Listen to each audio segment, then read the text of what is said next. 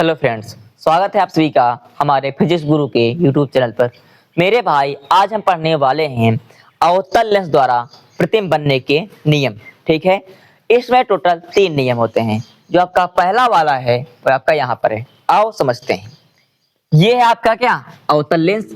इस लेंस का ये क्या है, मुख्य अक्ष है। ठीक है भाई, क्या है ये वाला, इसका क्या है, मुख्य अक्ष। ठीक है, हमने एक प्रकार को देखो भेजा है, इधर चली गई, हमने पीछे ला क्या मिलाया, F2 पर। यह आपका क्या, पहला नियम। मतलब अगर कोई प्रकाश किरण क्या करती है, मुख्य अक्ष के समांतर जाती है, तो अपवर्तन के पश्चात मुख्य फोकस F2 से गुजरती हुई प्रतीत होती है। हमने जस्ट यही लिखा है, आओ समझते हैं।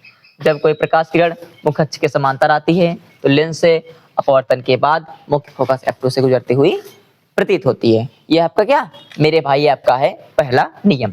फिर समझेंगे, जब कोई प्रकाश किरण मुख्य अक्ष के समांतर आती है, अपवर्तन के पश्चात मुख्य फोकस F2 से गुजरती हुई प्रतीत होती है। यह आपका क्या है, पहला नियम। अब समझेंगे हम दूसरा वाला। मेरे भाई इधर देखो, अगर मैं आपसे कहूं कि अगर किसी प्रकाश को मैं मुख्य फोकस से भेजूं, तो यहाँ पे इसका अपवर्तन होगा, उसके बाद वो समांतर हो जाएगी। ठीक है भाई, ये हमने क्या लिया है, ये पर लिया है। देखो जब देखो, जब कोई प्रकाश किरण मुख्य फोकस जाती है, तो अपवर्तन के पश्चात क्या करती है, मुख्य अक्ष के समांतर हो जाती है। मतलब मुख्य फोकस से आती है, अपवर्तन होता है, उसके बाद समांतर हो जाती है। ठीक है भाई, ये आपका क्या, ये आपका दूसरा नियम है।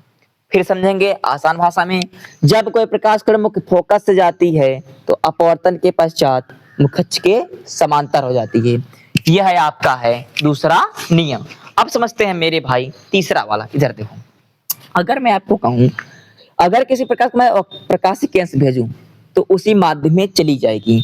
मतलब जब कोई प्रकाशिक किरण जाती है, तो अपवर्तन के पश्चात उसी माध्यम में चली जाती है। ठीक है भाई, आशा करता हूं आपको समझ आया होगा। धन्यवाद।